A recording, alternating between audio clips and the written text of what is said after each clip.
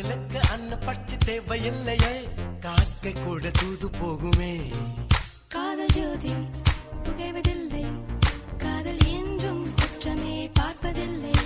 இதில் அற்பமானது எதுவும் இல்லை, இந்த நுட்பம் ஒருக்கு புரியவில்லை. வானும் மண்ணும் மாறியே போகும், காதல் என்றும்